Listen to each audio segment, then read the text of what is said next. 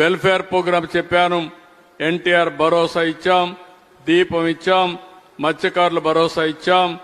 ఇంకో పక్క చెత్త మీద పన్ను రద్దు చేశాం, తల్లికి వందనం ఇచ్చాం, అన్నదాత సుఖీభవ సెంటర్తో సమానంగా ఇస్తాం, free bus to women August 15 ఇస్తాం.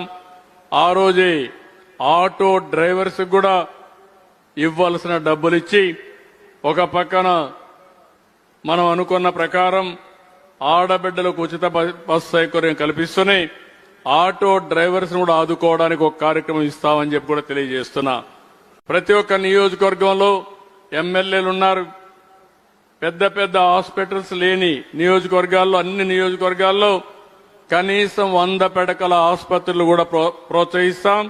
ఇది పీపీపీ మోడల్లో తీసుకొస్తామని కూడా మీకు హామీ ఇస్తున్నా. మీరు కూడా చొరవ తీసుకోవాల్సిన అవసరం, బాధ్యత మీ మీద ఉంది.